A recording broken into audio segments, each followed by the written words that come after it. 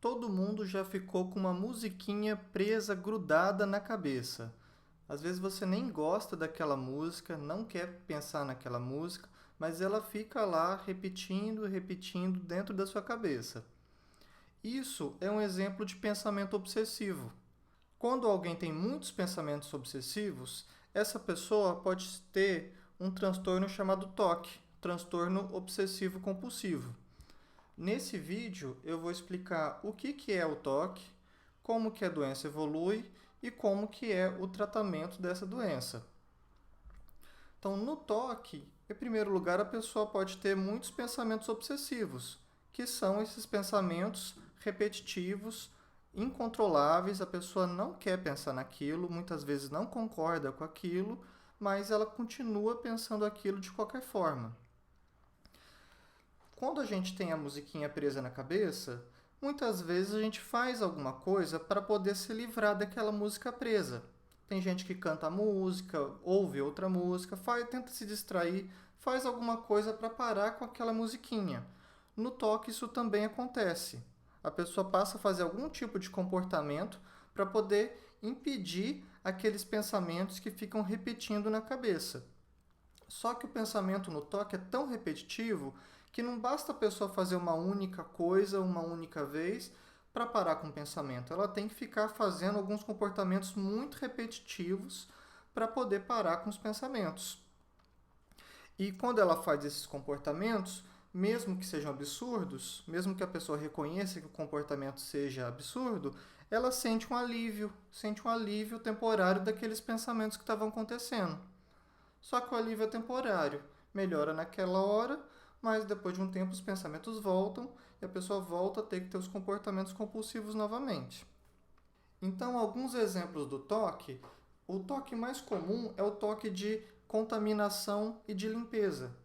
A pessoa tem pensamentos de que o corpo dela está sujo, de que está contaminado com micróbios, com germes, com doenças. Tem o pensamento ou a sensação de que as coisas estão sujas. E por conta disso, ela desenvolve uma série de comportamentos compulsivos para aliviar essa sensação ou esse pensamento de que as coisas estão sujas ou de que ela própria está suja. Por exemplo, um comportamento muito comum é a pessoa ter que lavar a mão várias vezes ao dia. Então a pessoa encosta em qualquer coisa já tem que lavar a mão depois. A pessoa pode evitar encostar em maçaneta, cumprimentar os outros, por causa que cumprimentando ou pegando na maçaneta ela vai se contaminar.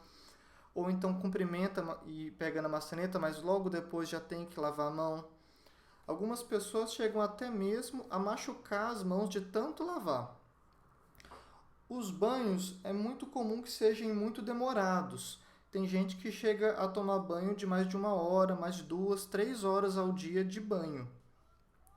E o jeito de tomar banho também pode ter uma forma correta, um jeito ritualizado de tomar banho, em que a pessoa tem que seguir aquela ordem exata de tomar banho, aquela sequência, e se ela errar, ela tem que começar tudo de novo. Além de limpeza com o próprio corpo, pode acontecer também limpeza com o ambiente em que ela está, principalmente com a casa em que ela mora. Então, algumas pessoas têm que lavar e lavar, lavar a casa. Tem gente que fica mais de 4 horas ao dia lavando a casa. Outras pessoas que vão lavar a casa, para quem tem toque, geralmente acha que as outras pessoas não estão lavando do jeito certo, porque na cabeça de quem tem toque existe uma ordem, uma forma certa de lavar e de arrumar a casa. E se não fizer daquele jeito exatamente, não vale, tem que fazer tudo de novo. Então muitas vezes a pessoa até tem uma doméstica que vai, limpa e arruma a casa, mas a pessoa faz tudo de novo depois porque a doméstica não faz do jeito que ela acredita que seja certo. Outro tipo comum de toque é o toque de verificação e checagem, em que a pessoa tem que checar várias vezes se trancou a porta, se desligou a luz, se fechou o gás.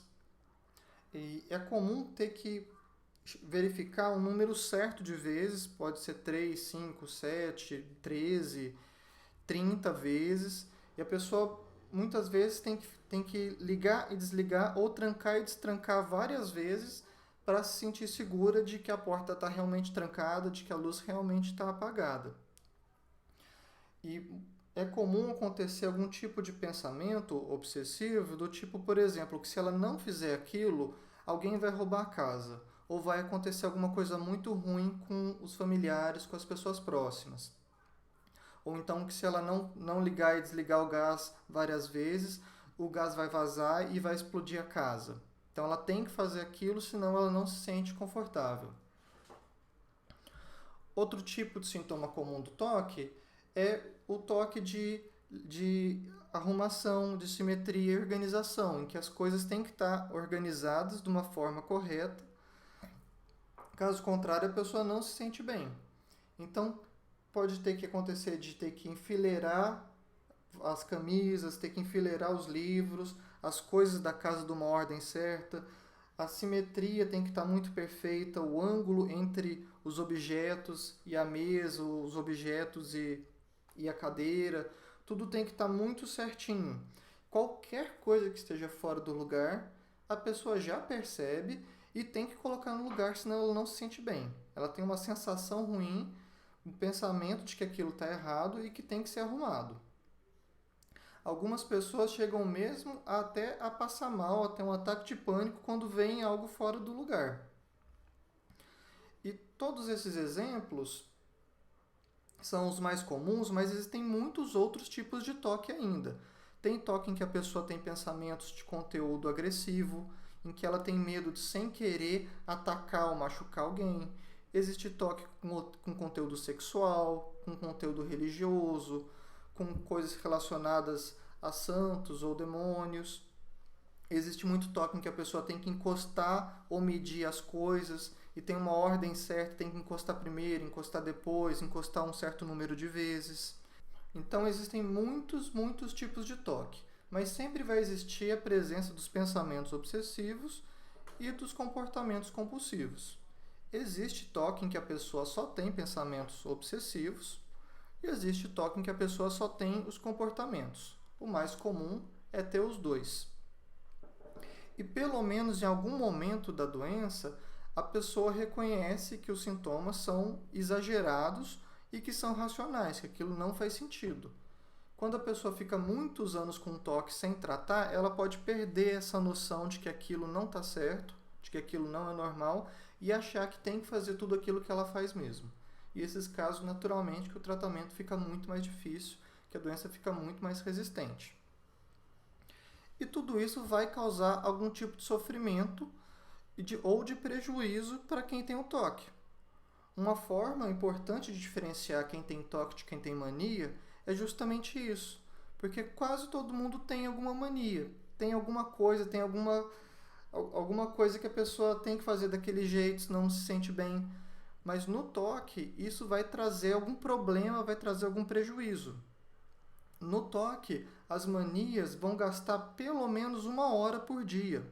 Geralmente bem mais do que 1 hora que a pessoa gasta só fazendo as coisas do toque.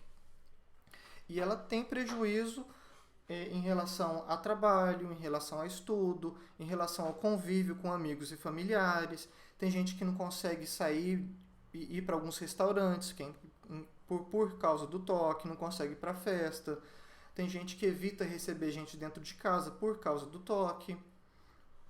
Tem gente que não consegue se adaptar bem no trabalho, por causa que não consegue se concentrar no trabalho, por causa que fica vendo as coisas desorganizadas ou vendo as coisas contaminadas. E por aí vai. Normalmente, o toque começa na adolescência ou em adultos jovens. Pode acontecer em crianças, pode acontecer em pessoas mais velhas. Quando acontece durante a infância ou adolescência, até 40% das pessoas vai deixar de ter os sintomas do toque e ficar sem sintoma nenhum na idade adulta. Se o toque surge na idade adulta, a melhora espontânea, a remissão espontânea já é mais rara, em 20%. Então, na maioria dos casos, o toque tem um curso crônico. O toque é uma coisa que acompanha a pessoa ao longo da vida, com períodos de melhora e de piora.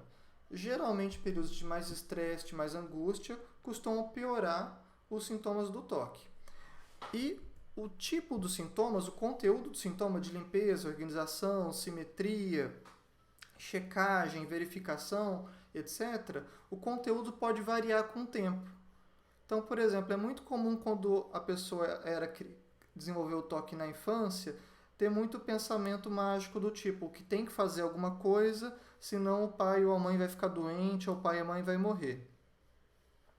E ao longo da vida pode variar. Uma hora tem toque de limpeza, uma hora tem toque de arrumação, uma hora tem toque de verificação. E claro, ela pode ter vários conteúdos de toque diferentes ao mesmo tempo. É estimado que no Brasil 6,7% da população tem ou já teve toque ao longo da vida. Estatísticas internacionais apontam a prevalência ao longo do último ano, dos últimos 12 meses, de 1,8%. Quer dizer, 1,8% da população tem ou teve toque ao longo do último ano. E essa é uma doença que não tem muita diferença entre o sexo masculino e feminino. Acomete os dois numa proporção mais ou menos igual. O tratamento do toque envolve explicar a respeito da doença, do tratamento, da evolução da doença. E o tratamento pode ser feito com terapia. A terapia mais estudada para o toque é a terapia cognitivo-comportamental. Podem ser usadas algumas medicações e pode ser usada a combinação de terapia e medicação. Os medicamentos usados para o tratamento do toque são alguns antidepressivos. Os antidepressivos, sem dúvida, que são a principal linha de tratamento medicamentoso para o toque. E no toque, é comum precisar usar doses mais altas de antidepressivo do que se usa para outros transtornos. E também é comum precisar esperar mais tempo para o medicamento fazer efeito. No toque, o efeito máximo da medicação pode levar até 3 meses para acontecer. Então, é uma doença que pode exigir paciência para esperar a ação do remédio acontecer e de progredir a medicação até doses mais altas, muitas vezes a dose máxima ou até acima da dose máxima, para ter um resultado satisfatório. A maioria dos pacientes tratados com medicação tem melhora. Nem todo mundo vai ficar completamente livre dos sintomas, mas vai ter um alívio muito grande, uma redução grande do número de horas por dia que a pessoa gasta tratando o toque. E para casos mais graves que não respondem nem à terapia nem à medicação, existem alguns tipos de tratamento cirúrgico e eletroconvulsoterapia para o tratamento de toque. Mas isso, sem dúvida, é um tratamento de exceção para casos mais graves e de controle mais difícil. Quer saber algo mais sobre o toque? Fique muito à vontade para perguntar. E até o próximo vídeo.